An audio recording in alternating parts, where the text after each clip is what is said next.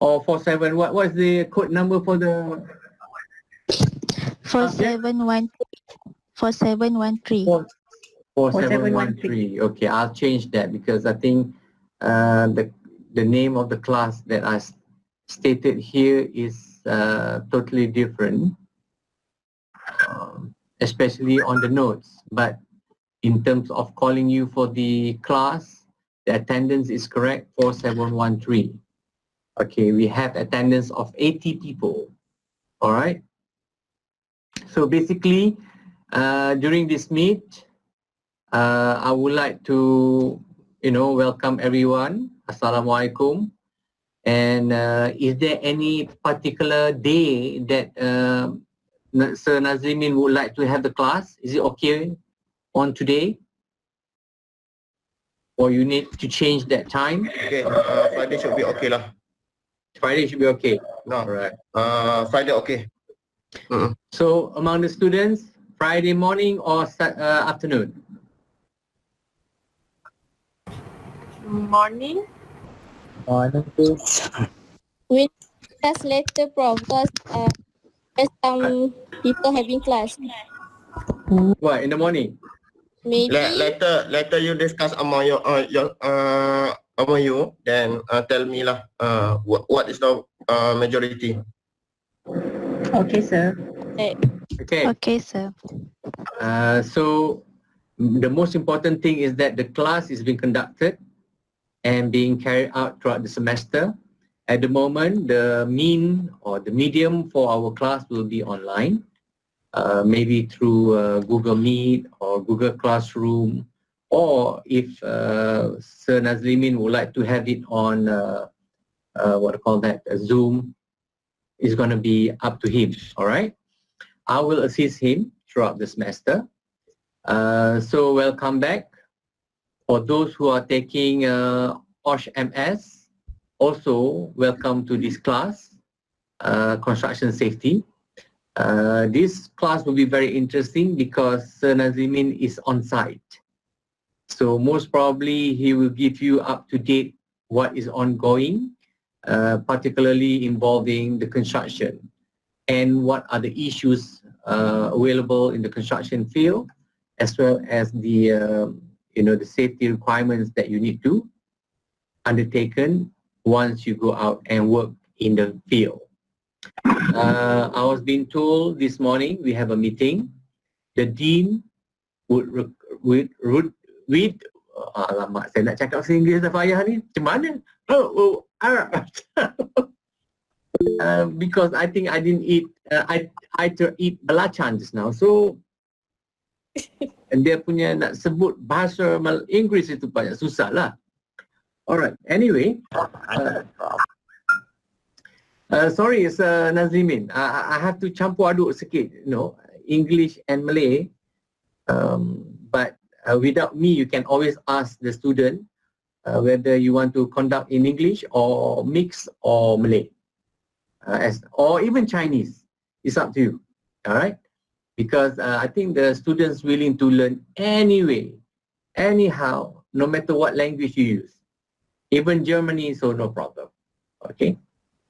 All right. So basically, the dean asks all our students, in this particular situation, I would like to recommend and advise and share with the students that we should maintain the quality of the graduates.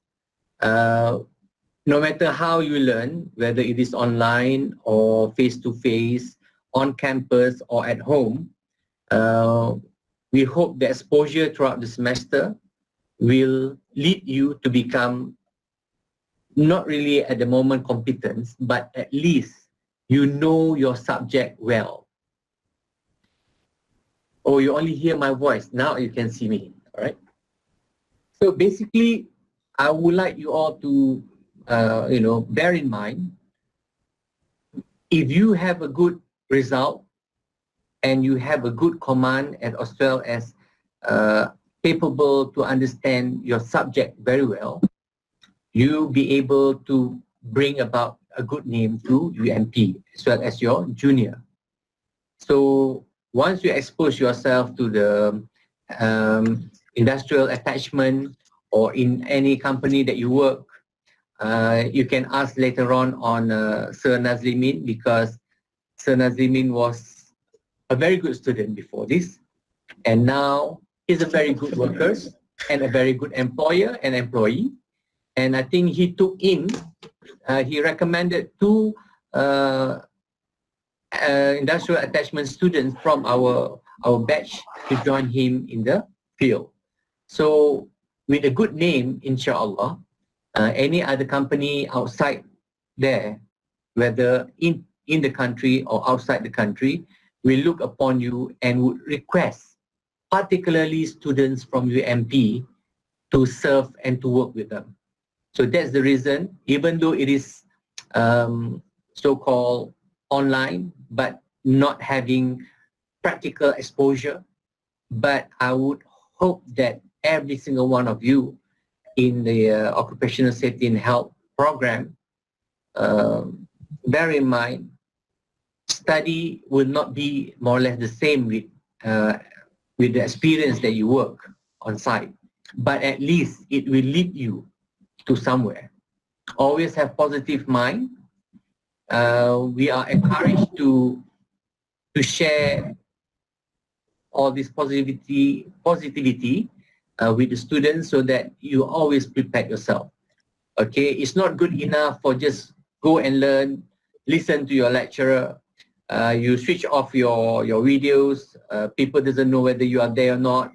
You can just let the lecturer talk on behalf, or maybe talk to the computer alone. So all these things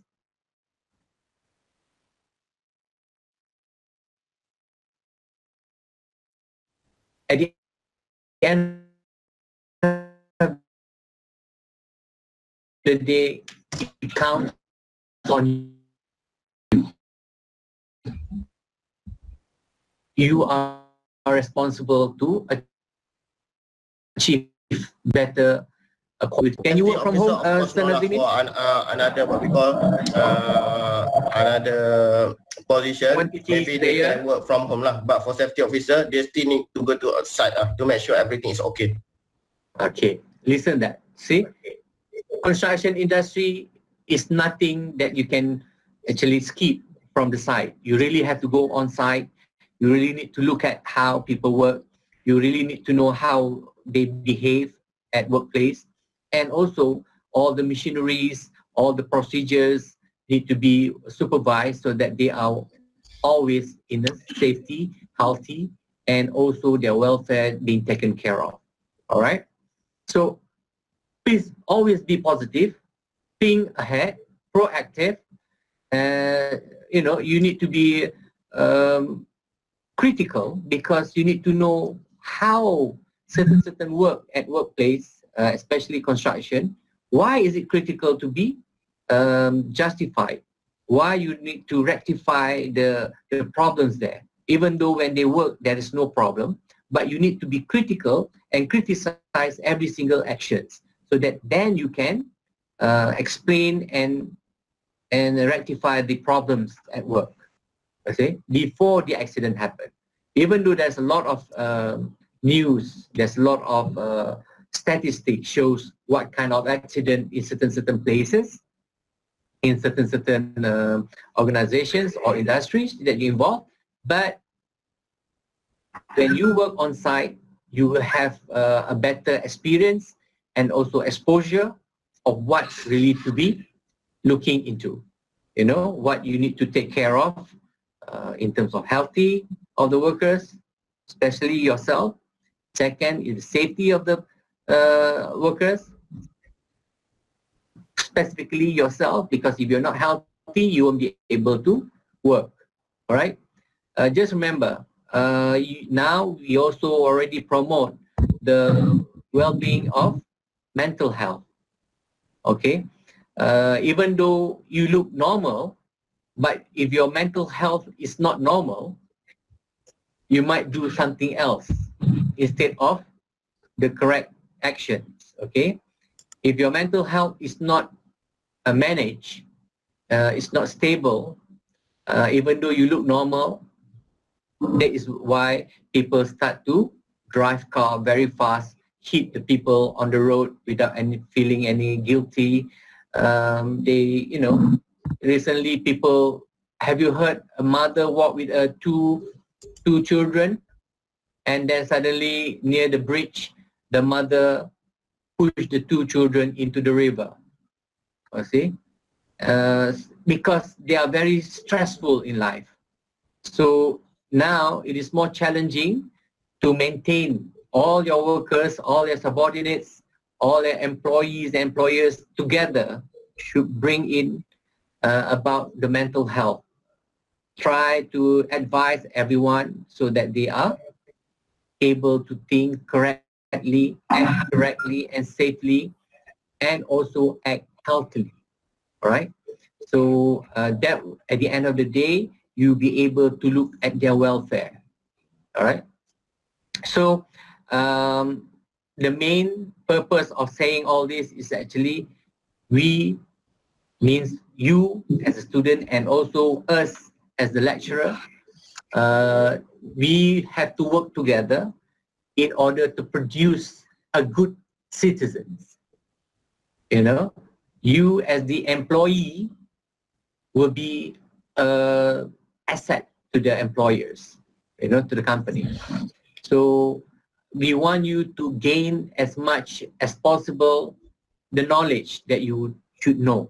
At least you have been prepared before you go or before you venture into the real working experience. Is that clear? Is that good enough? Because sometimes advice too long, you will just forget. You forget what is the advice given by the people. The first few words, yes, but when it's too long, you're back to normal. Okay? All right. So basically, even though I'm supposed to teach this subject as a coordinator, but I reckon that Sir Nazlimin should be able to share, all right, his experiences on site as well as his knowledge and the current situation with you at home going through these classes online. All right. So, Pade, are you at home?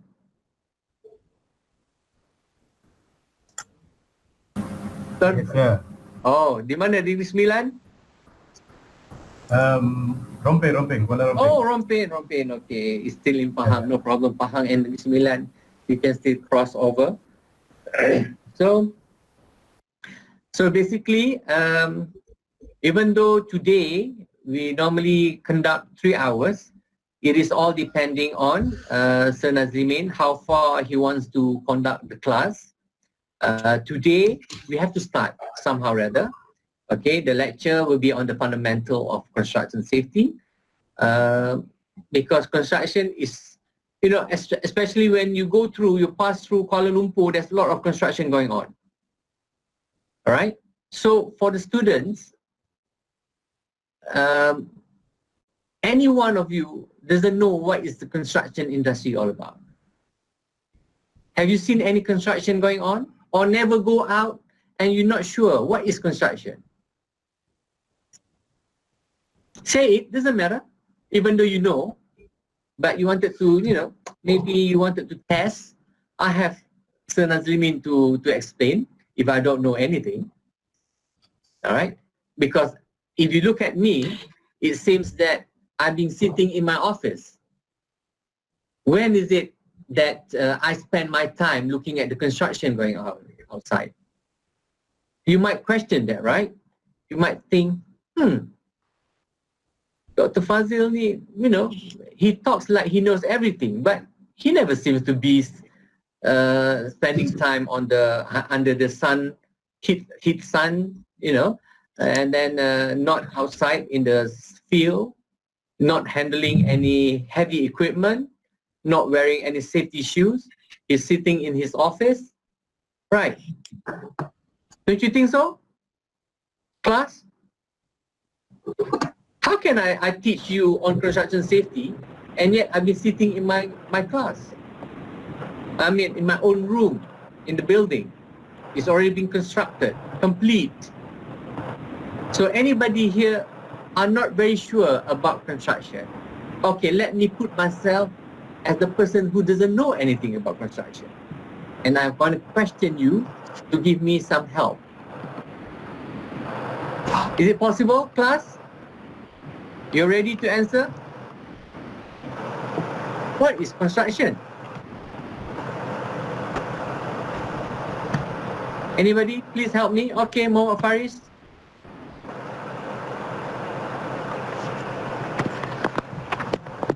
That's me. Tell me, what is construction? Yes. What is that actually about construction? You know, what do you know about construction? I'm the youngest brother here, okay? You have to tell me. Father, can you share with us with your experience?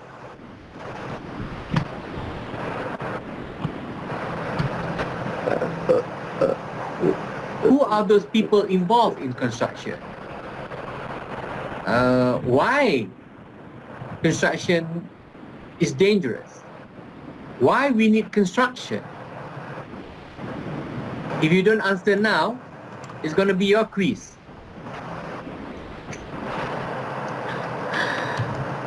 Come on, Adha.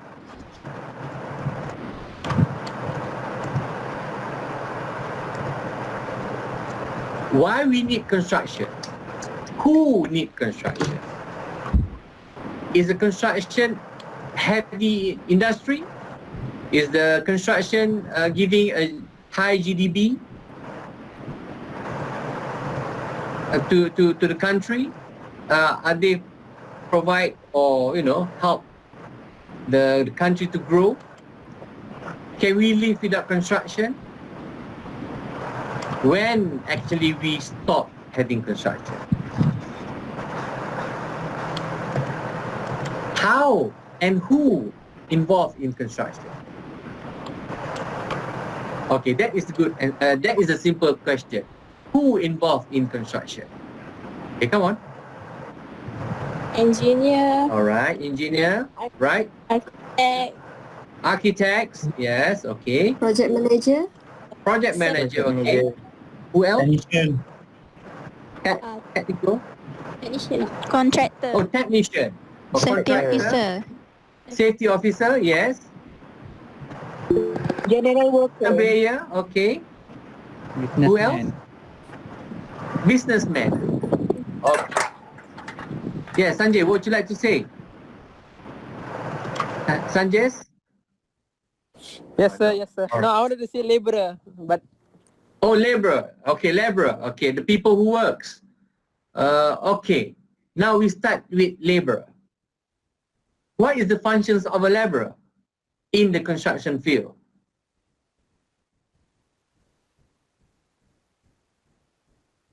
The labor. What do they have to do? Manual work.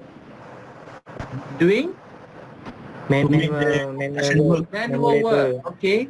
Yes. Any other things?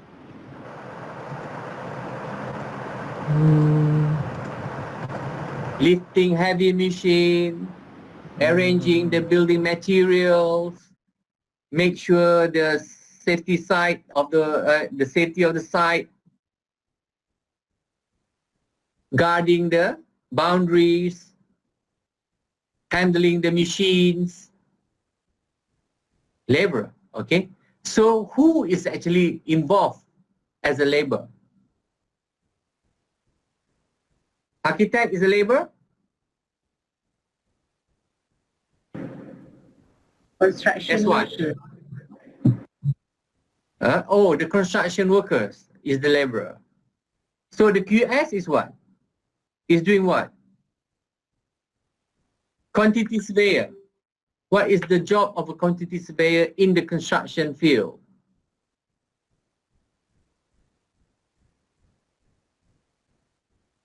What is the job of an architect?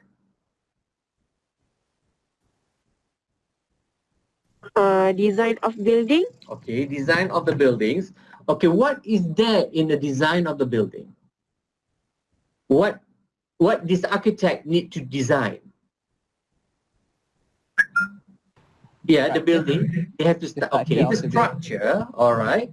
The structure in the building. The structure in The layout building. of the building. Layout. Okay. Architect. Oh. Architect or the planner? Oh. Architect. You have to be very sure how to distinguish the job of each of these professionals. Who start first? The planner or the architect? The planner. Or the business? Hey. The owner or the building owner, the land owner? The business. The developer. Developer, the business. The developer doesn't mean it's the owner.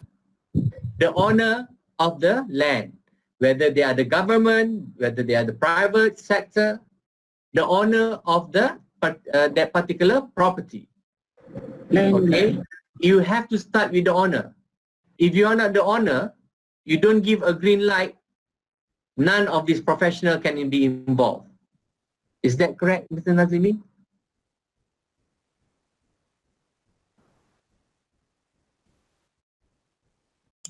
Mr. Nazimin? Ya, betul. Ya, betul. Okay, all right. So the owner have to be the owner of the land. Okay, can be the sultans, can be the menteri besar, can be the local government, can be the private entities or private sectors, all right? Individuals. Datuk apa? Datuk Alif forever. Millionaire. Okay, or the millionaire. Not necessary. Maybe our Datuk at home in the kampung, he owned a piece of land. He doesn't have to be a millionaire, but he owned the piece of land. Okay, now after he had this piece of land, he wants to develop. So who he should be approaching in order to carry out this development? Somebody said just now. Developer. Yes, the developer who probably got the money, the bankers, who else?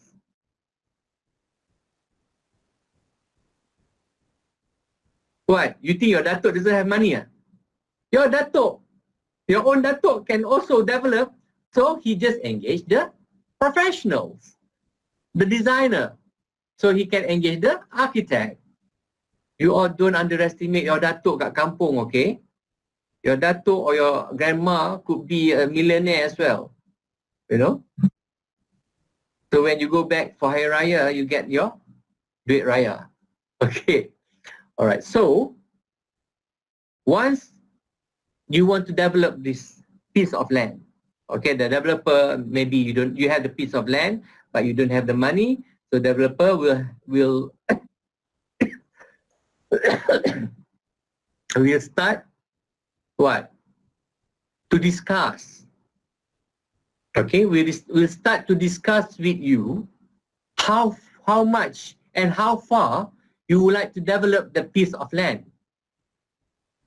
Okay, what you want to do with that land?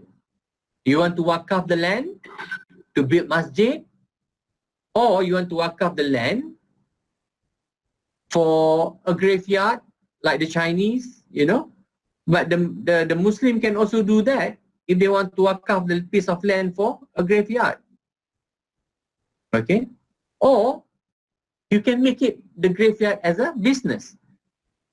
The piece of land that you can bury people who die will cost you certain amount, because sometimes you cannot depending on the local government to allow you to have the piece of land for any particular projects. You have to apply first. All right? So you have to discuss. You have a meeting with the developers. You want to build a high-rise building, for example, apartments. Or maybe you want to make it into a commercial area. Or housing scheme. See, there's a lot of kind of building projects. So the developer probably would have a team of people that can work for him or her, and this team will start to think about, they will have an architect to design the piece of land into a development land. Okay, they will have the plan structure based. They will plan the piece of land based on the structured plan by the local government. Do you understand or not the difference between structured plan and also your own building plan? Can you share with us what's the difference between these two, Sir Nazimin? Structured plan, plan structure.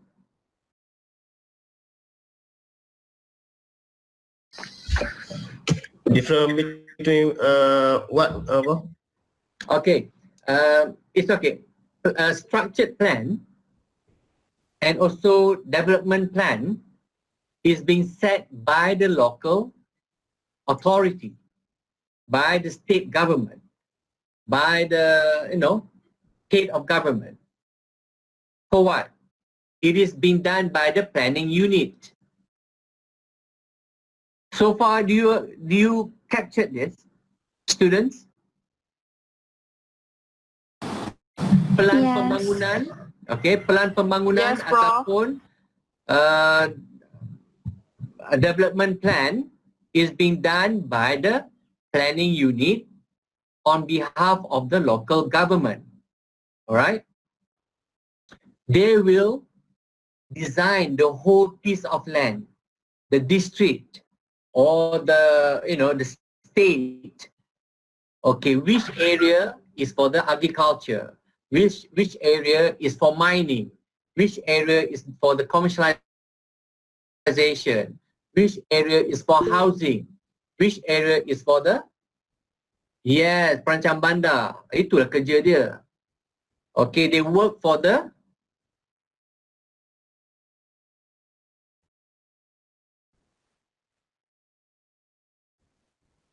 local government. Dia buat pelan pembangunan. They localize the area into what kind of land use. Okay, is it for commercial? Is it for banking? Is it for amusement park? Is it for agriculture? For fishery? Okay, once you have that piece of land being developed, being planned, then you look upon the piece of land owned by that owner. Private owner can do anything on their piece of land. But for those who want to develop the land owned by the local government or the state government, they will have to apply. For example, IOI, Guthrie, they apply for the land to develop agriculture. How big the area they expose and develop for agriculture purposes, they must make sure that they replace with the area for replanting, forestry. Okay. For mining, for example, the same thing. How far they want to develop the mining area, but they also have to involve people from the environmental group of people. Okay? So you cannot just simply build anything. So in construction, anything that you build, whether a small hut, whether a hut for you to stay, housing for you to live in, from the weather, from the animal, from the bees, from any danger. So you build a hut or a house or a bungalow or apartment or a condominium. So see, the type of construction change based on the type of building that you wanted to build. Office building, shopping mall, shop houses, IKEA, okay, whatever. And then you wanted to connect all this building. You should have the construction for the road, access road, drainage, telecommunication, power is also involved with construction. Water supply, electrical supply, all right? This is what we call infrastructures, okay, that interconnect between buildings. So you have access to the building. So do you know why I can imagine all the things that I speak now? Do you know why? Because you have experienced it. Yes. And also because I have to look into safety. Anything that can burn down is involved with my field of area. So I can burn down a human being. I can burn down a tree. I can burn down the bushes. I can burn down a bridge. I can burn down a telecommunication substation. I can burn down a lot of things, right? So anything that can be burned down is part of my study. So that is the exposure that I was being exposed to in order to gain the knowledge on this field of interest. So far, do you understand? This is only involved, it is only involved the land use and how to develop, only involve project manager, or maybe just now we mentioned about the developer. What about the architects? Architect design the bridge. Architect design the building. Okay? The planner ensure the layout of the buildings. Okay? Is the overall design of the development development plan is the work of the planners. But the building inside the sections of the plan is the architects. Okay? They just put blocks. Okay, this is for administration, this is for school, this is for masjid, this is for, amusement park. That is the work of the planner. But the architects is the designing of the whole thing. All right? And then, who else involved in design? Other than architects? Other than architect, who do the design work? The engineers. IT. Yes, the engineer need to use IT, AutoCAD, to design the layout for drainage, water supply, electrical supply. Okay, the engineer need to design the stump, the beam, the ground beam. You know what is ground beam? Not Mr. Bean. Okay. The ground beam is the what we call it in Malay.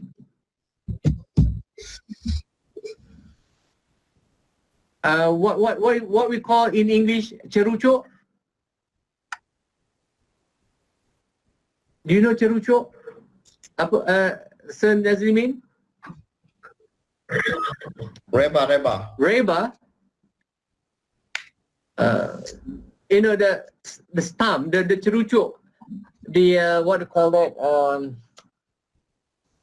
When you use the heavy machine to spark the piling. Oh, Piling. okay. You know piling? Okay. Piling, all right? Oh, the sorry. piling work. Span pile. There's a lot of type of pile will involve in construction. Okay? So before you start constructing the beam, maknanya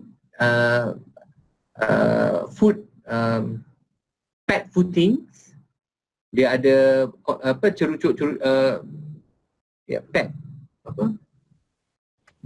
cerucuk Pie. cerucuk piling tu There, they there call are it. a few type of pie, which is Yes. sheet pie, spam pie, ball pie, and other than that.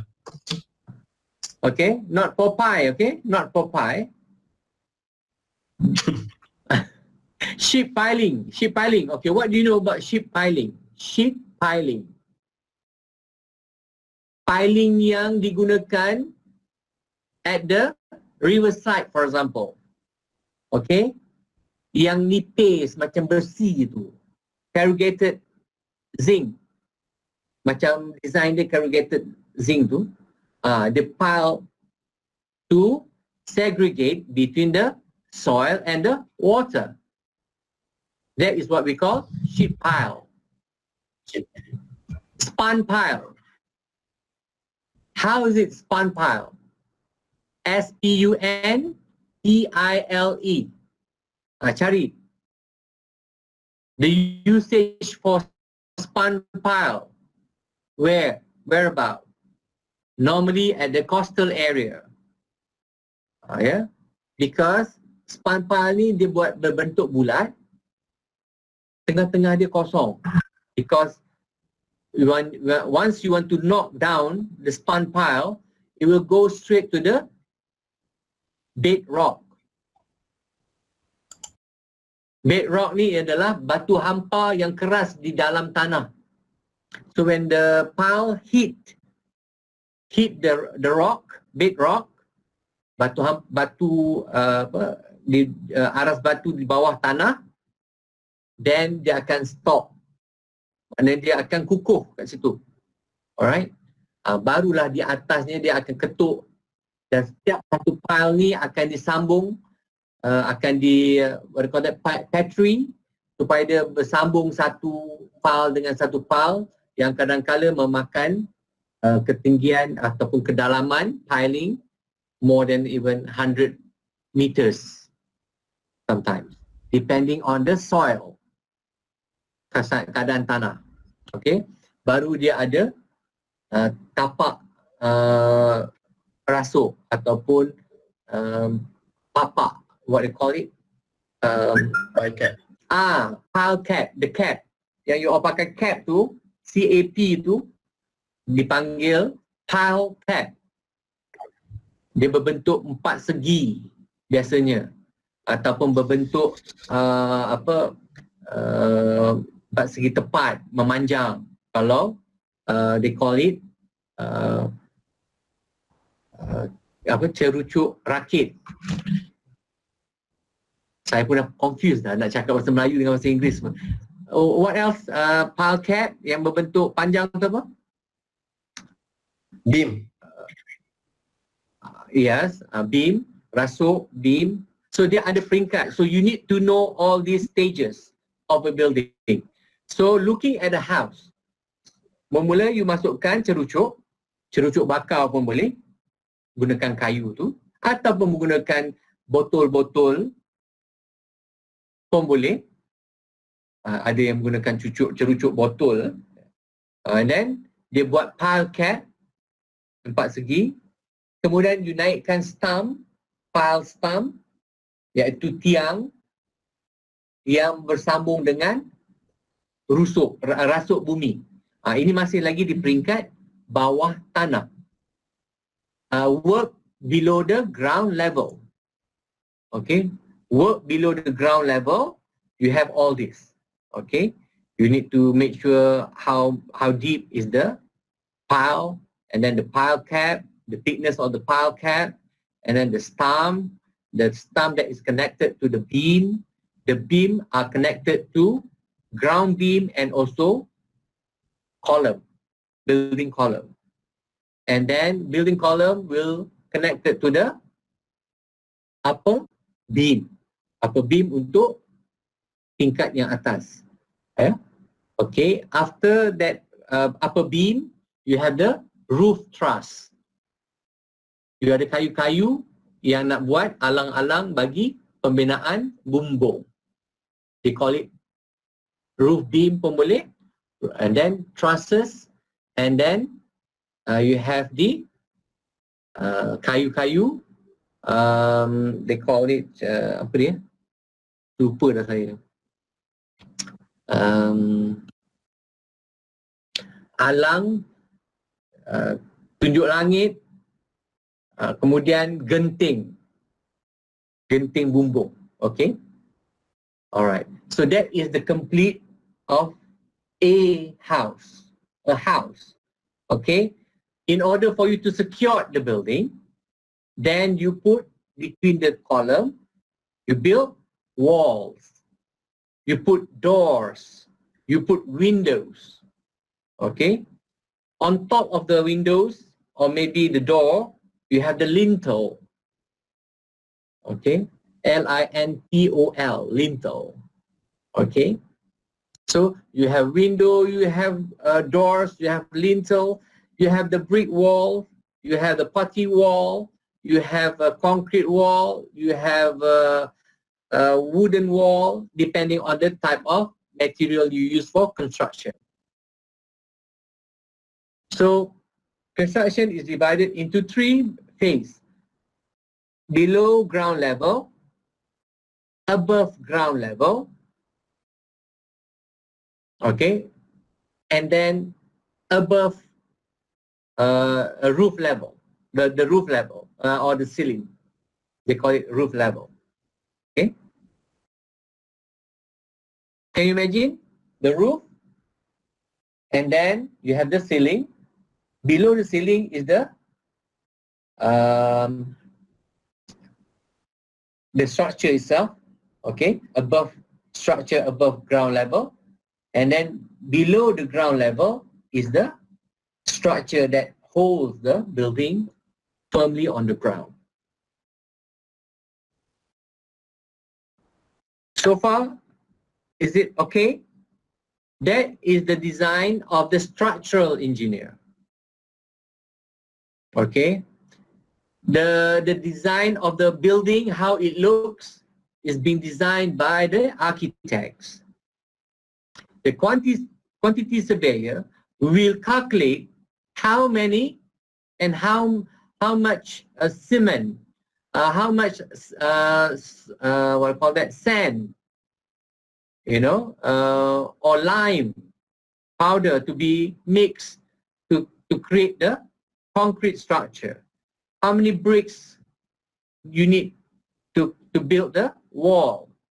How many steel structure inside the column, inside the beam?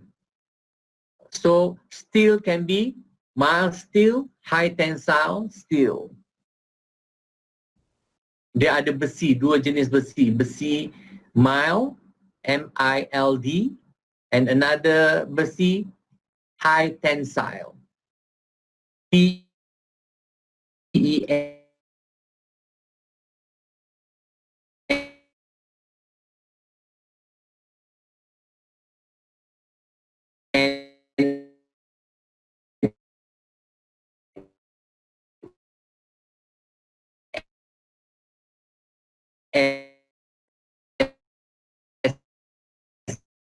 S-I-L-E, you know, Thai.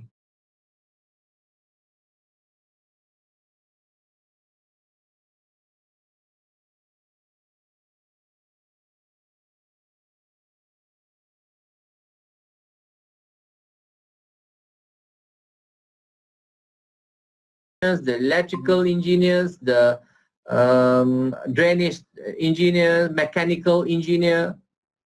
Okay, those people, they are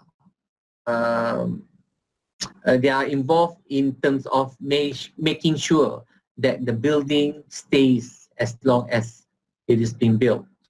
Okay, able to take the load, L-O-A-D, the load of the load-bearing wall, iaitu beban dinding itu sendiri ataupun structure itu sendiri, ataupun non-load-bearing wall, iaitu wall itu hanya diletak di tengah-tengah antara rasuk atas dengan rasuk bawah.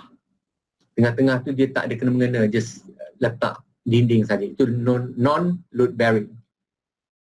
Jadi all these constructions, material is the most important thing. Okay, and the way the construction, building materials being put on site is very, very critical. There's a sand, there's a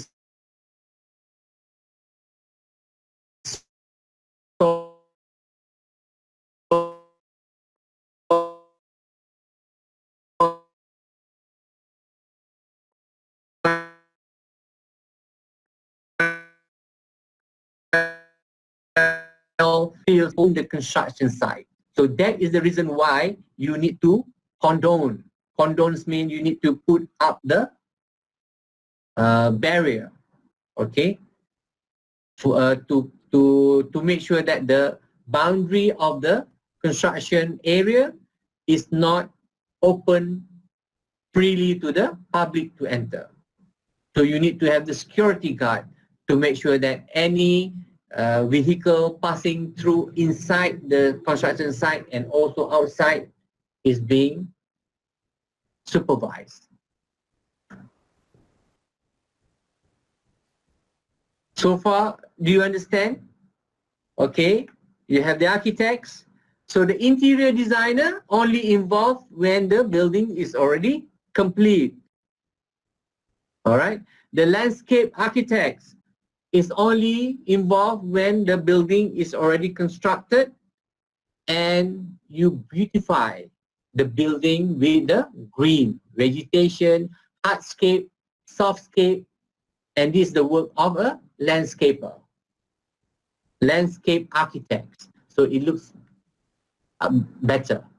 All right, each profession has its own safety, health, and welfare conditions that they need to be protected. All right.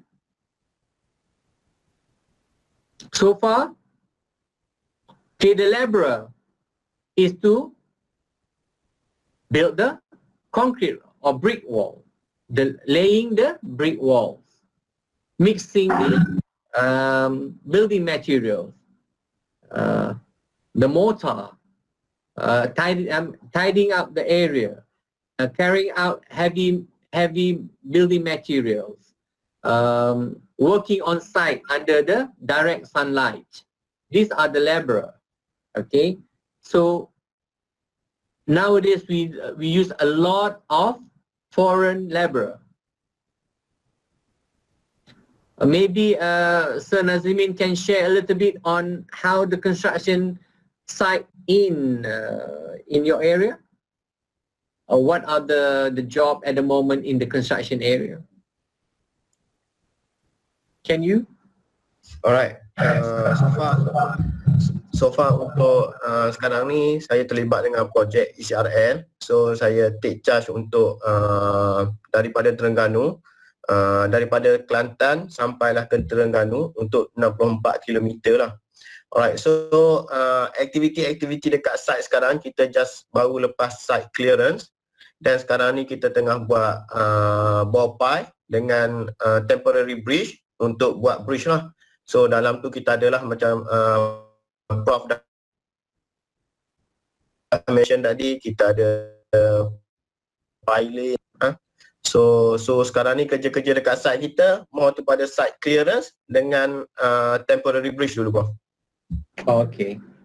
So basically, the site is a very important and critical things to look at.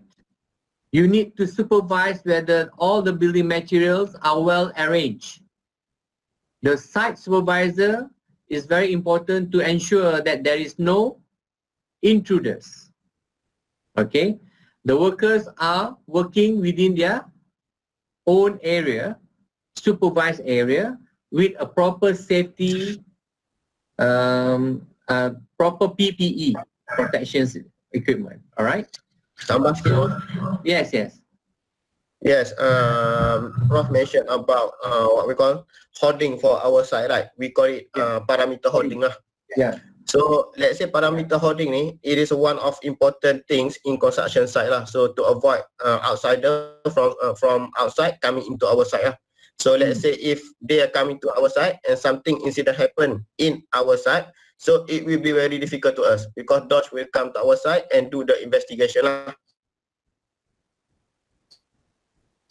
If let's say after this you are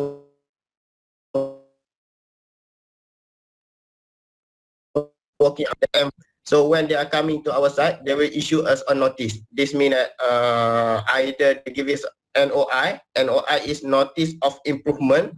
Nanti you kerja kat luar, you akan tengok ada dua notice daripada Dodge, satu warna kuning dan satu warna merah. Yang warna kuning tu adalah untuk improvement, yang warna merah tu maknanya that's mean stop work lah.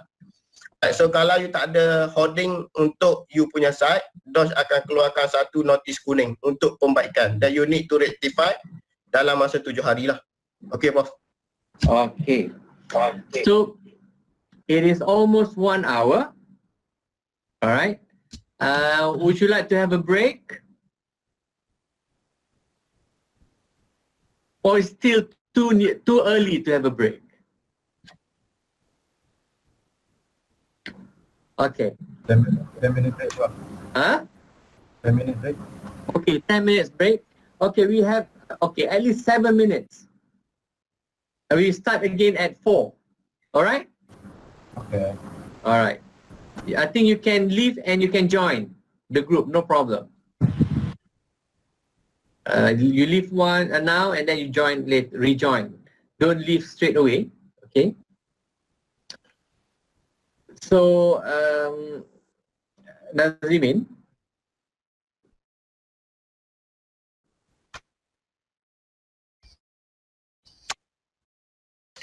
Yeah, Prof. only with the first lecture. I play the presentation slides after this, yeah? And then after that, maybe halfway or whatever, I allow you to go through for the class, or maybe you want to speak up, whatever. At 4, I'm giving you the leeway to say a few words from your side. Yeah. Okay. And then we preemptively, okay, for Okay. for anything. Yeah. All right. We break for until 4 o'clock.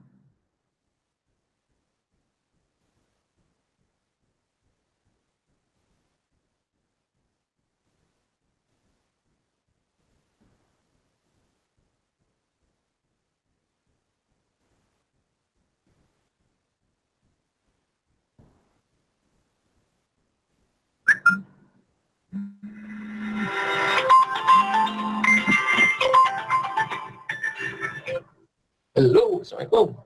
Yes.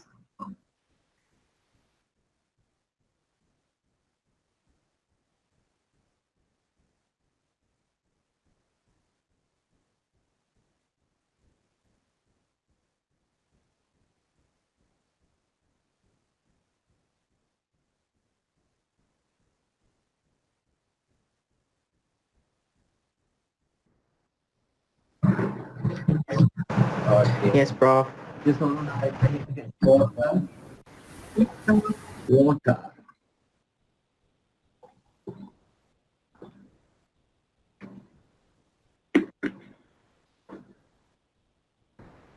So this week, how many classes that you have?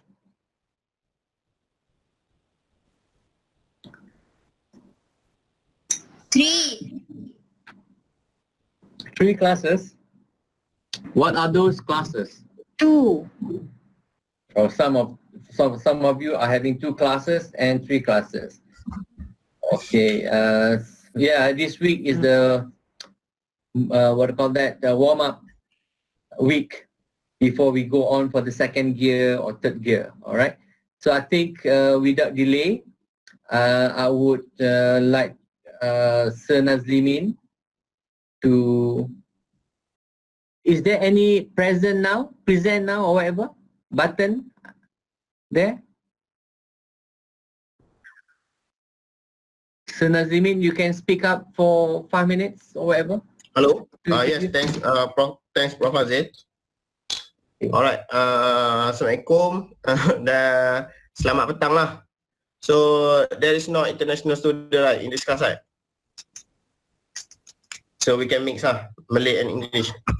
Okay, so sebelum saya start, saya just nak intro sikit untuk diri saya.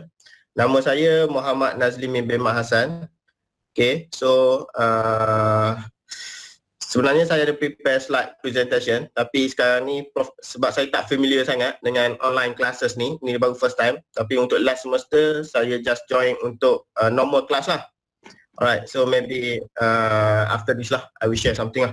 So okay, so saya dulu degree sama macam you all. Saya degree dekat UMP, Bachelor of Occupational Safety and Health. Then after graduate, saya do my internship at one of the petrochemical industry in Gebang, Polyplastic. Then after that, I get an offer from a construction site. Dan saya kerja sebagai site safety supervisor selama 6 bulan. Dan lepas tu saya get another offer from Petronas dan I jump. Dan saya kerja Petronas tu lebih kurang dalam 6 bulan juga. Dan I jump again to another company. So saya bekerja dekat sana lebih kurang 4 tahun lah. Right, so sekarang saya bekerja sebagai SHO dekat China Communication Construction sebagai SHO untuk ECRL project lah. Okay, so untuk last semester saya mengajar final year student juga. Then 2 of your senior sekarang ni dah bekerja dengan saya lah. Then another senior, you punya seniors lagi daripada dia orang, saya dah ambil satu lagi seorang sebagai site safety ke bawah saya juga lah. So overall lepas ni saya akan ada lebih kurang 15 orang triple S akan ada bawah saya. And say if you graduate after this, maybe graduate with me, who knows. Alright, so first saya ucapkan tahniah dan terima kasih lah sebab sekarang ni bukan semua dekat universiti dan bukan senang untuk kita buat online classes macam ni lah. So daripada normal classes pun banyak benda yang kita tak faham dan banyak benda yang nak lukis ke apa untuk bagi faham. Dan sekarang ni kita buat online classes, lagi susah untuk kita terangkan something, tapi jika you tak tahu, you boleh tanya dan kita boleh explain lah. Alright, so sekarang ni pun sama, semua orang bekerja, saya pun sekarang bekerja daripada rumah, tapi sebabkan kita safety officer, so HR sekarang bekerja daripada rumah. PR, license, you know license ni adalah orang kalau dalam satu company, dia ditugaskan untuk ambil tanah. Maknanya dia relate dengan village people apa semua untuk ambil tanah lah, pengambilan tanah. Dia pun bekerja daripada rumah. Cuma yang bekerja dekat site ni adalah safety officer, site safety supervisor, general workers, engineer dengan QA/QC. So kita kena ada dekat site lah. So walaupun kita tak boleh masuk office, tapi kita kena ada dekat site lah. So saya sangat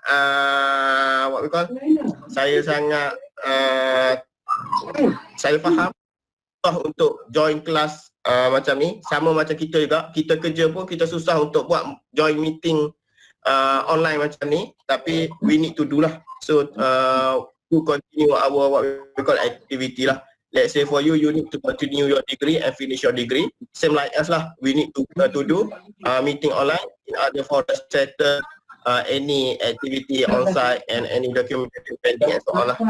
Alright, so sambil saya kerja, so I do my part time master dan saya dah complete saya punya master dekat UKM lah, dalam industrial safety.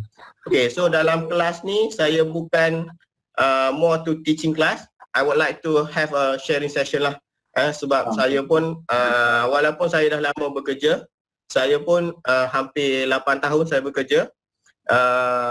Saya banyak benda lagi yang saya kena belajar. Ada some certain knowledge yang saya ada, korang tak ada, dan ada some certain knowledge yang korang ada yang saya tak ada. So we need to learn together lah. Alright, so untuk minggu ni mungkin Prof akan share lah. So tadi pun Prof dah rakun semua. So Prof Fazil dulu masa saya first year belajar, dia ajar saya fire prevention dululah. So memang dia competent person dalam fire, dia ada consultant apa semua, dan sampai sekarang kalau saya tak tahu fire prevention ke apa semua, any knowledge also at site, saya still lagi contact kita punya universiti lah. Sebab knowledge dia orang, dia dah mengajar lama, so knowledge dia orang saya respect, dan I still need them lah to guide me also lah, even though saya dah kerja. That's why saya kata ada certain knowledge dekat site yang kita ada, dan ada certain knowledge yang kita tak ada lah. So dekat mana pun kita we have to respect each other lah. Dalam dunia safety satu saja, you jangan buat sombong, you jangan buat belagak, sebab dalam dunia safety you pusing-pusing projek, you akan jumpa orang yang sama. Alright, so saya rasa saya dah ambil lebih kurang dah, so mungkin boleh pass kat Prof Fazil lah. So mungkin lepas ni kita akan have some study session lah bila saya dah boleh do online classes lah. Okay, thanks. Okay, terima kasih Sir Nazimin for the intro and also some motivational advice for all the students. So basically, at the end of the day, whether you want or not, whether you expect to see or you do not like that person, you probably come around and meet that person again. So make a lot of friends and avoid any enemies. Alright? Saya cakap boleh lah, tapi kadang saya pun ada juga enemy. Cannot run away, yeah? Okay. But it is interesting to make the whole world interesting is when you have the chance to learn. As what Sir Nazimin said just now, he got certain knowledge that he can acquire also some knowledge from you all, and you all have the chance to acquire knowledge from him based on what he has been exposed, and the same thing as he can vice versa, exchange the know-how in this field. Okay, let us try the presentation for the first lecture today, which I already conclude the whole thing, summarize the whole thing. But most probably in this subject, you will have some quiz that you need to, the quiz is not a quiz for you to just answer ABC, but it is also some question that you need to do some kind of studies, all right? Okay, let us see whether the presentation can be seen.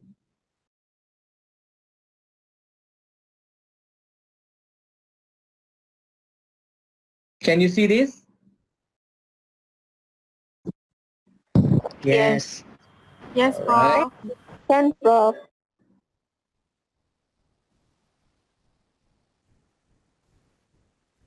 So you can see that the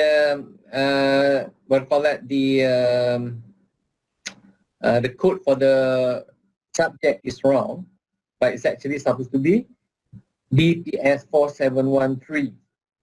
Okay, we already talked in general about the construction just now, even though there's a lot more that you can question and just throw any question to know about construction.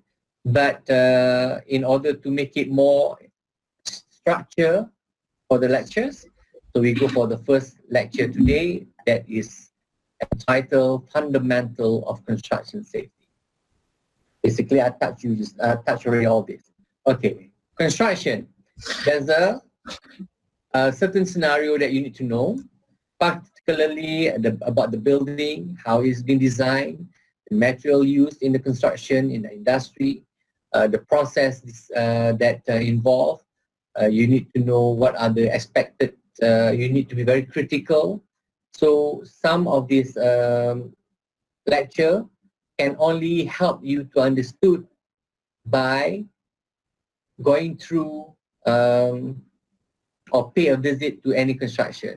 If you pass through on the LRT in Kuala Lumpur,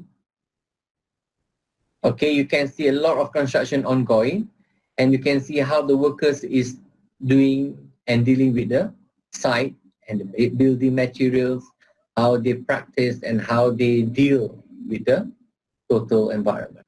All right. So this is some of the conditions of site, normal construction site. What can you see in these slides? Students, Heavy machine. louder please. Heavy machine. Heavy machine, okay. What else?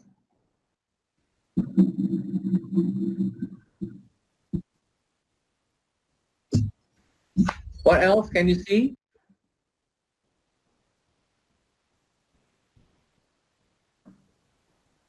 Heavy machine, steel structure, the tower crane, excavator.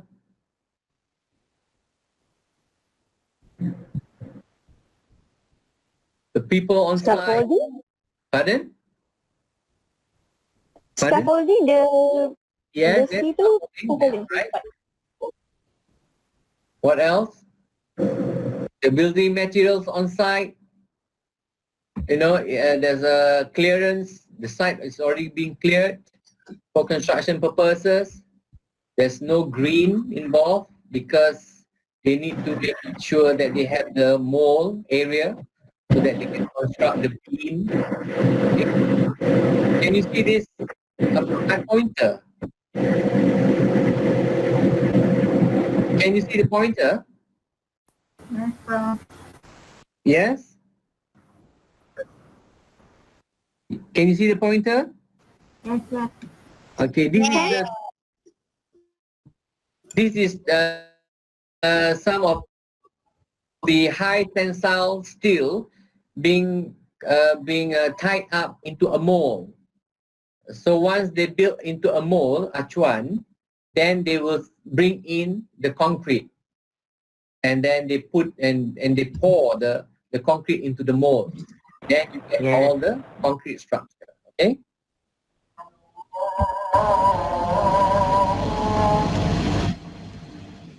Okay.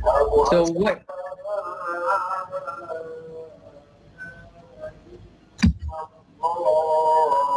Okay, what can you see in this picture?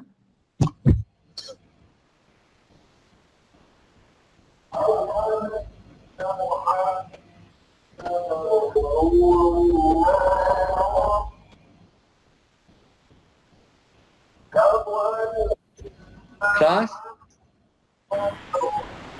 accident at the construction All site. right. First, I mean, the photos showing someone in the mud, right?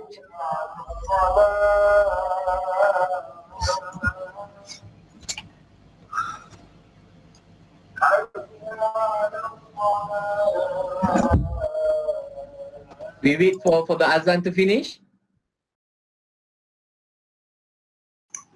Okay. All right.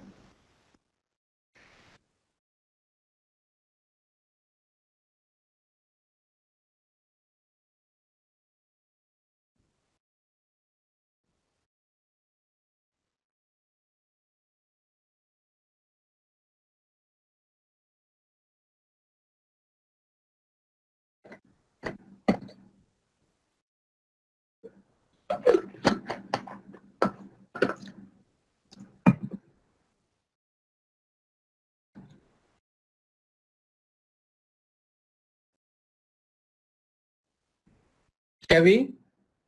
Shall we continue? Yes, Can, Prof. Prof. So, what can you say about the first picture on the right?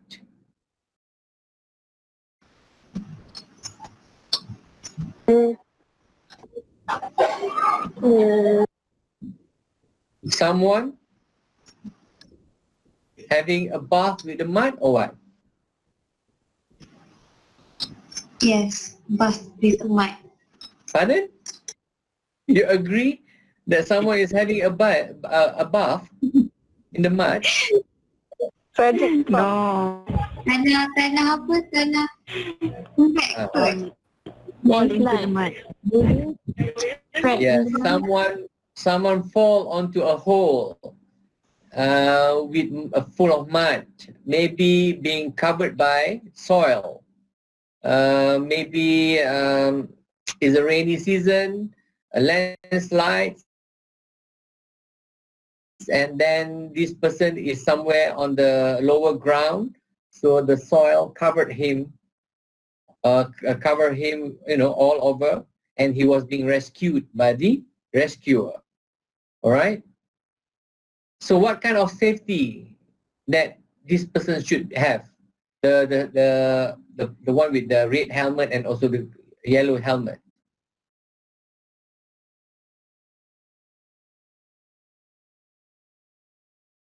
Anybody? What kind of PPE he should be having it here at the moment? Safety shoes. What else? Gloves. Safety helmet with torch.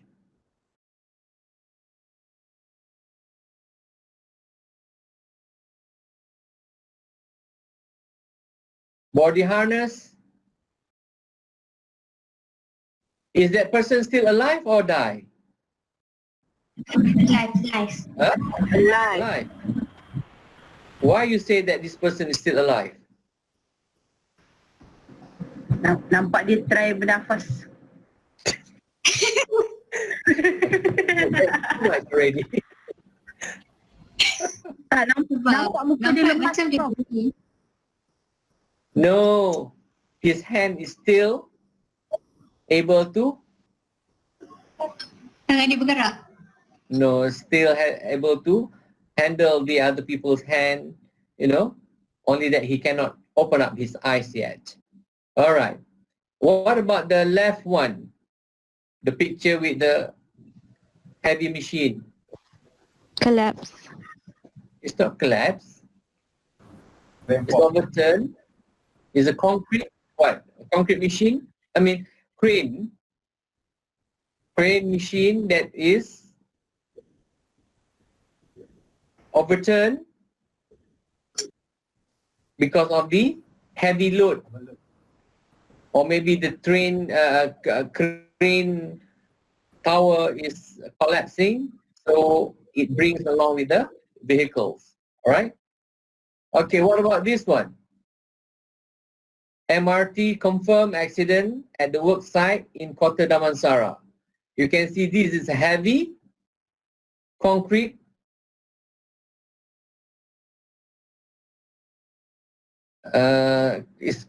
You can say it's a concrete structure. This is a beam that holding the elevated highways.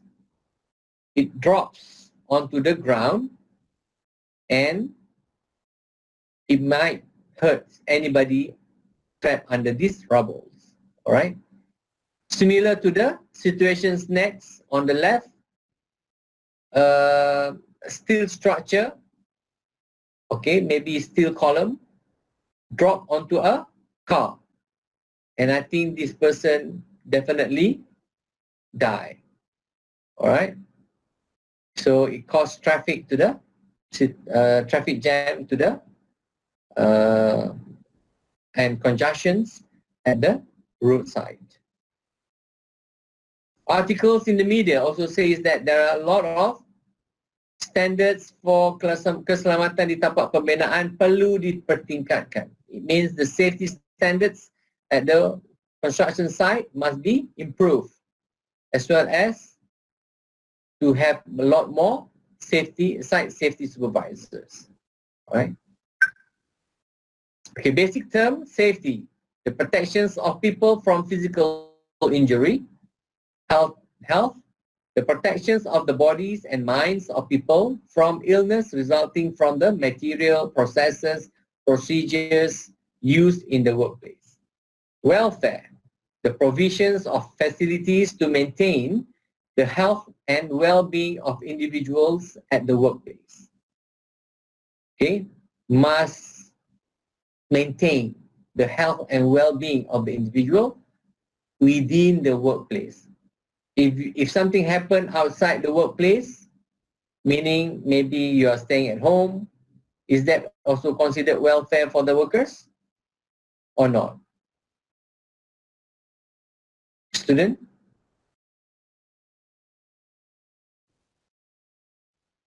Are you still there? Yes. Oh, I thought Yes, everybody, I thought everyone went for Salat Asar. Very quiet. Okay, we go on with the risk is the likelihood of a substance, activities or process to cause harm. To cause harm onto who? Onto the process, onto the human, onto the anything that living in the area. People, animals, whatever, at risk. Machine at risk, okay? Accident, any unplanned event that result in injury or ill health of people or damage or loss to property, plant, materials, and the environment. So anything that causing damage to your surroundings, the environment, the people, the material used, the machine, the building is also what we call as accident, unplanned event, okay? It's called accident. Basic term, other than that, hazards, the potential of a substance, activities, or process to cause harm. From a form of hazard, chemical, physical, biological, economics, and psychological. I think this is just a repetitive info, right? Right, class? Yes, Prof. Safety management is also another definition of managing safety, health, and welfare of the workers at the workplace in an organization. So you need to manage the safety, you need to manage the health, and you need to manage the welfare for the workers in an organization. A process of planning of healthy safety, planning of health safety, policies and objectives. This is OSH-MS. Leading and directing safe work culture, organizing safe and health program, coordinations of safety programs and training, as well as control of accident, preventions, and investigation. So safety management also involves from bottom-up approach. If you look at the solid arrow going upwards, from management to management and employees to all management level as well as the top management. It's top bottom-up approach, or from the top to bottom approach is the on the left, planning, policy, objective, and resources. This is being done by the top management, and it will be conveyed downwards to all the managers, leadership and commitment. Then it will be further conveyed down the hierarchy, the organizing safety and health program by the safety office, and safety office, the same thing, bring it to the measuring performance and effectiveness of the program that has been conducted, and then you need to review and control if there is any more improvement in terms of safety conditions. Okay, OSH governing bodies, as I said just now, there are a lot of people. Among them is the Ministry of Human Resource, HR, or DOSH, or Human Resource, okay, encompass workers and employers' state of health, safety, health, welfare, and human resource matters. Okay. Ministry of Trade and Regulations, because you need to buy things, for example, building materials from counter countries or neighboring countries, ensure potential investor oblige and comply with the regulations. So things that you need to bring in, building materials from Thailand, for example, or export our own goods to the neighboring countries like Singapore and Indonesia. All right. Ministry of Trade will be involved in these matters. National Council for Occupational Safety and Health, that is NIOSH, provide training, research, and consultation regarding safety at workplace to public. So these are some initiatives done by the NIOSH as an NGO and also as an outlet that makes some profit for the purpose of training and research, plus consultations regarding to safety at workplace to public. Other than that, OSH governing bodies involve Department of Occupational Safety and Health, DOSH, enforce the OSH law and regulations and monitoring. Remember, Sir Nazimin mentioned just now, if you're not taking care of the hoarding for the construction site, you'll be given two types of letter. One is the yellow letter for you to prepare or to upgrade the conditions of the site. If you are being issued red letter, then you are supposed to stop work. All right.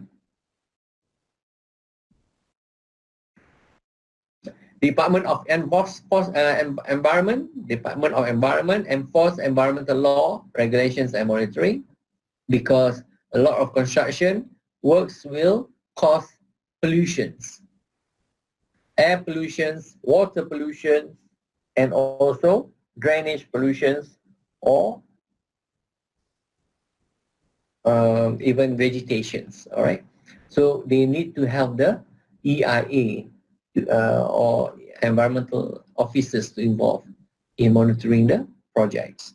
Local fire departments or fire brigades or bomber, town council and government authorities, local governments. SURIM is provided certifications of OSHAs for any interested organizations. Construction Industry Development Board, CIDB, providing green card programs and also provide safety trainings. Other than that, we also being obliged and related much with Malaysian OSHA Act 1994. It is related straight into the matters of Occupational Safety and Health Act, stated Act 514 in year 1994, and this act purpose is actually to secure the safety, health and welfare of the workers, of the people work against risk to safety and health at work, meaning you are being protected under this act for all the employees. Other than that, the Act of Factory and Machinery 1967 is also very much involved with construction site, because you deal with a lot of heavy machines. All right. So all these need to be supplied by the factories in large quantity, especially dealing with huge constructions. Provide for the control of factory or matters relating to safety, health and welfare of work person, and the registrations and inspections of machinery. High-risk machinery, such as boiler, unfired pressure vessel, passenger lift, and other lifting equipment such as mobile crane, tower crane, passenger hoist, and also overhead traveling crane must be certified and inspected by DOSH. So safety first. Have you came about all this? Safety first is the word to remind in most construction site, to remind the employees and also the public that they have to take care of their safety. Okay, safety is without doubt the most crucial investment we can make. And the question is not what it costs, but what it saves. By Robert E. Mackey. Okay, construction involves the process of building infrastructure or a facility, comprises 6 to 9% the gross domestic product of development of developed countries. Okay, this is the 6 to 9% of gross domestic GDP. Yeah? This is what we call. It helps to increase the economy of certain countries. Okay, the more you have construction going on, the more building you're building up, the more the amount of economy or the supply and demand of your money flows very actively in the country. All right. Offer an example of human multitasking, zoning requirement, environmental impact, successful scheduling. This is all the example of multitasking within construction.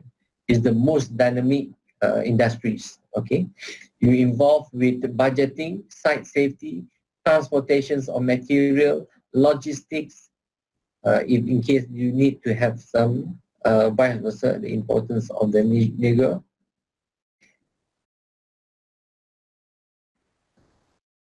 And successful scheduling, site safety, transportations of material, logistic, public nuisance, bidding. So you have all the people involved, project managers, quantity surveyors, engineers, architects, from Latin. Prof, tambah sikit. Yes, yes. Just for some info lah on Yeah. transportation of material and logistic. Sebenarnya transportation and logistic Yeah. kita juga sebagai safety we need to directly involve dengan transportation lah. You nampak macam simple tapi let's say activity yang kita buat sebelum ni bila melibatkan heavy machinery, transporting heavy machinery tu sangat interesting untuk you belajar sebenarnya. Macam mana how they secure the load, how they do the what we call road assessment, road hazard, road mapping, something like that lah. So let's say if you handling more to public, maknanya kita bila kita berdeal dengan more to public, kita kena take more precaution lah. Dan untuk transporting tu kita kena schedulekan dengan local authority apa semualah. Okay bro. It's true. Cluster, you have to make sure each one of these activities is actually very, very interesting to learn. Because when you want to deal with the public, when you want to transport heavy trusses or maybe a beam, or road beam, for example, that is already constructed at the mall, or you're lifting with huge vessels crossing traffic that is very, very busy. You have to deal with the public authorities, the police, the road side to make sure that the time is correct. When can you transport these heavy machines or the huge equipment from one area to another area into the construction site, for example, because you need to have that transported in order for you to carry out the other activities. All right, so it is a multitasking, involve a lot of authorities and other agencies in order to solve certain problems. All right. Prof, can I share one incident? Yes, please. Okay, last month kita ada transporting one big silo lah. Then time tu kita punya construction team tak inform kita ada activity transporting silo lah. You boleh bayangkan satu lori besar bawa silo yang besar lalu jalan raya dan dua jalan raya tu hampir penuh lah. So construction team tak involvekan safety dan dia buat transporting activity lah. Sampai satu tempat dia lalu dekat electrical cable, overhead electrical yang 33 kV dan dia punya silo tu tersangkut dekat electrical cable lah 33 kV tu. You bayangkan 33 kV. Kalau someone touch 33 kV tu confirm matilah. Then bila dia dah langgar, dia lalu tiang elektrik yang dekat tepi tu tumbang, terbalik So kita terpaksa tunggu dia bila dia call for emergency response team, kita terpaksa tunggu lebih kurang 6 jam untuk TMB datang untuk respon. Sementara tu we need to take some precaution lah. Emergency response team need to activate dan we need to take some precaution. So maknanya kita kena cordon area tu apa semualah. That's why saya kata setiap aktiviti dekat site ni dia sangat menarik untuk kita belajar sebab anything in construction related to safety lah. Alright. Thanks, Prof. Okay. In case in our topic there is no topic talking about transportations of heavy materials onto site, maybe you can expose this to the students later on. So Nazimin? Okay, sure, Prof. I will show to them transportation pictures, video, how police escort the transportation activity, to give them some ideas lah, and to give lecture more interesting lah. Yes. And maybe set one question for the exam. Okay. Okay. Siapa yang dengar, tak ada dengar, sudah. Okay. Ancient time. Looking at this historical perspective, construction has been done as early as 12,000 before Christ. Okay, Stone Age, using material readily available like mud, wood, and stone. So there are a lot of civilizations in the world. One is in Harappa in India, China, the Great Wall of China. You have the Aztec in Mexico. You have Babylon in Iraq, and these are all the civilizations that has already have involvement of constructions. Okay, constructing simple structure for protections from rain, cold, heat, and snow. It is for shelter. Okay, this is the earliest construction when people start to protect themselves from rain. No more living in the cave. So they start to construct buildings, right? Development of bronze and iron expanded the possibility for constructions. They start to find out there's a bronze and iron. So the possibility of expanding construction into different materials has become great. Simple shelter grow into planned settlement, into villages and also cities. Okay, small village become large cities, and large cities grew into great civilizations. This is what I'm trying to say. As early as in India, China, Mexico, and Iraq, they are already early civilizations. Okay. This is what happened in Egypt. For example, that pyramids, Egyptians begin using stone as their primary building material, resulting in the Great Pyramids. First known building code is called Code of Hammurabi. Yeah, dictated acceptable workplace standards. Okay, I've been there, and for those who have traveled to Egypt, you can see the constructions of the pyramid, and also how it is very unique, how they can move bowl of stones into a triangle pyramid. All right. Greek influence. In the Greek, built many temples made of marbles and limestones, beginning of the building trade concept. So skill is enhanced to a level of expertise. So they're becoming more interesting because the structure of the building is no more a big bowl stone being used, but they instead of having big bowl, they start to construct their own stone, and also using the what do you call that, the natural stone like marble and also limestones for the constructions. Okay. So these are the sample of the pyramid on the left, and on the right is the constructions of the Greek, what they call it, not pentagon, but they call it, I forgot about the name of the structure. So some of them, the way they construct the pyramid is very, very what do you call that, tedious, and also labor intensive.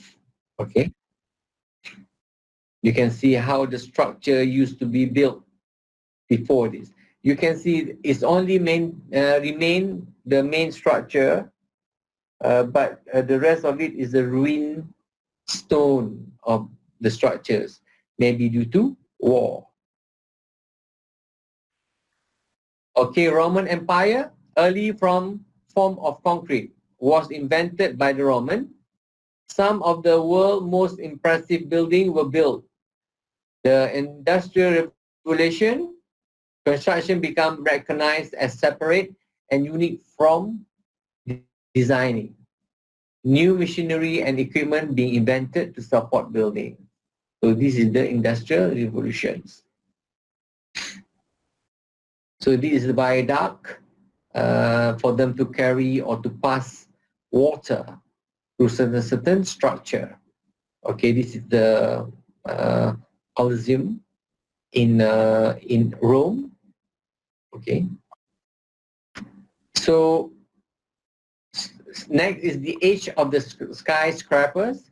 So the evolutions of construction change as early as the Egyptians, and then they go into Greek, and then they go into Roman, and then now with the industrial revolutions, they already found out the use of steel structures, and then they start to build skyscrapers. Productions of steel and electricity influence the construction industry in the big way. Opportunity for an extensive project in housing, industry, transportation, and city development were popping all over the world. Okay, construction industry developed into a major economic sector, and building codes, standards, specifications, and regulations were established to help regulate and control the quality and safety of the construction as well as the workers. So you can see a lot of people, even though they because they already used to move about on the high rise, so they don't really scared of sitting on the edge of the structure, steel structure. Can you see that? Okay, industry sectors. There are 4 basic sectors of the industry. One is the residential buildings, as I said, commercial buildings, heavy and highway construction, that is infrastructure, as well as industrial construction. The what do you call that? The factory itself, is the constructions of it is quite complex. Okay, so basically, this is all based on the development unit or the planning unit. All right. Each sector is characterized by different means, methods, and materials of construction. And all this in Malaysia is based on Uniform Building Bylaw 1984. And you need to have this legal book so that you can see at the back of the book, few pages behind, it shows the group, purpose group. Okay, it shows the purpose group for you to check and balance what kind of safety is required, what kind of building materials, what kind of air movement for that building. It is all stipulated within the Uniform Building Bylaw regulation book. Okay, so these are the sectors, industrial sectors involved: commercial, heavy, civil, industrial, residential. But residential is highest because there are a lot of people. No matter where you work, you still need houses. People who work in the commercial need houses. Those who work in the heavy civil industry also need houses. So industry itself also need to be adjusted so that the workers have a place to stay, all right, in the residential provided by the employers. So residential construction address the house need for the society, individual homes, apartment, condominium, townhouses. typical funded by private individual and developers. Remember, we talked about it just now, who have the money. So don't underestimate your grandfather. Okay, and engineering services are rarely required and construction techniques are relatively simple. Okay, project duration is in there to 6 months, is in 3 to 6 month range for single family home. So that is what the time need. If you have all the properties, you have the mean to construct, then it only needs to have 6 to 7, no, 3 to 7, 3 to 6, sorry, 3 to 6 months to build. So these are some, if you have the channel on home grow televisions or something like that, you can see the type of construction. In the UK, they use a lot of wooden, yeah. But in our country, we use a lot of the construction.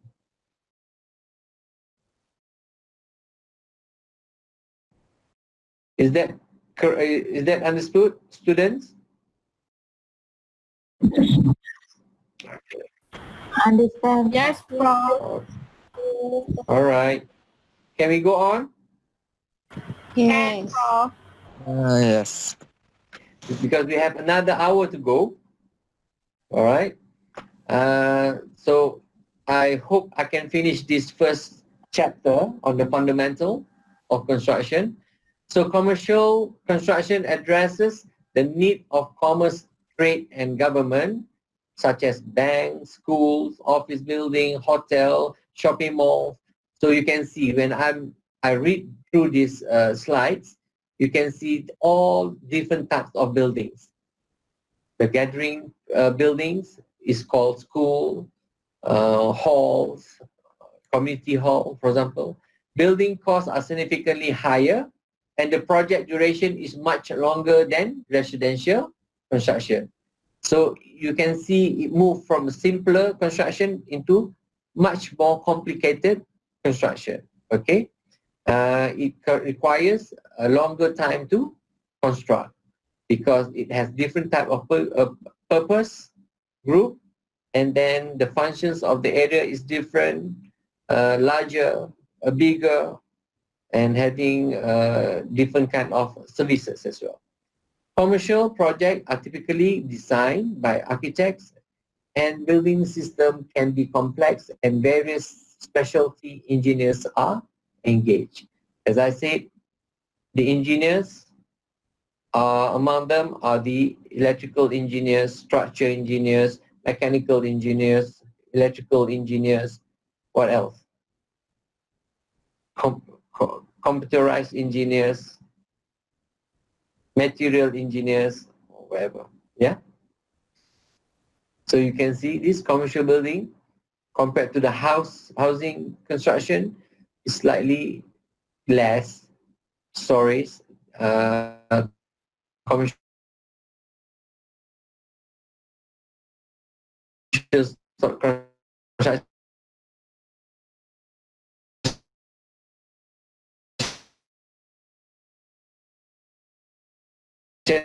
of design. Industrial construction is becoming more complex, highly specialized and require firm with vast resources and significant construction and engineering expertise. Okay. Project type are defined by the production facilities that occur within the facilities, manufacturing plant, oil refinery, pipelines, steel mill,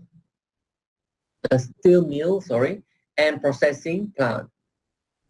Massive boiler, reactor, and processes that need to be installed under strict quality standard and regulatory guidelines, usually led by engineers because the installations of the equipment and system requires technological savvy, sophisticated knowledge, and attentions to detail.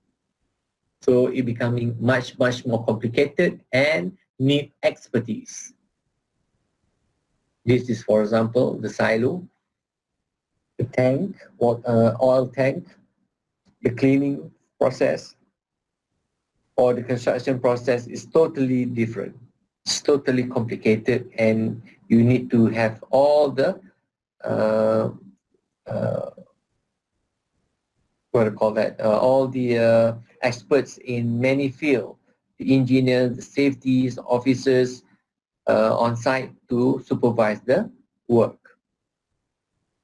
Heavy civil construction, any work associated with infrastructures, transportation, and how we move about. Roadways, bridges, tunnel, dam, airport, and railways are the example. Typically lead by civil engineer with management team with civil engineering background, meaning civil work, you need to have a proper civil engineers qualified professionals to be involved, and the management team also must have the knowledge on civil. Usually publicly funded and tend to last for a long time. This is a longer time lasting because it is built with highly cost and it's for the public. So the government normally cannot think for short term, but they should think for long-term construction. This is the show of how a bridge being built. So beam for the bridge is being connected over a huge over a span of a river or lake, for example. All right.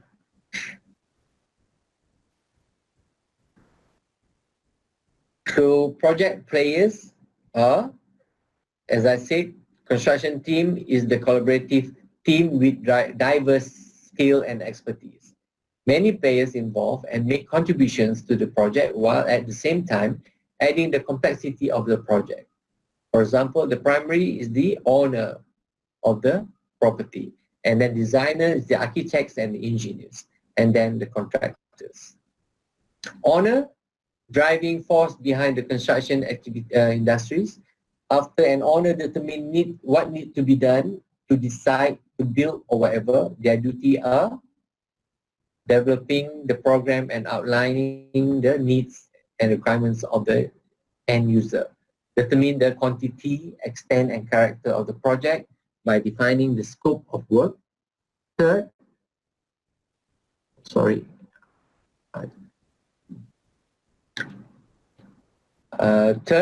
creating the overall budget for the project. Fourth is the providing the funding for the project and making periodic payment. So that's the reason why quantity surveyor and also the owner who funding the project must pay the work. If not, the construction might fail and you might leave the construction as an leftovers building, like for example, elephant, what they call it? The left incomplete constructed building.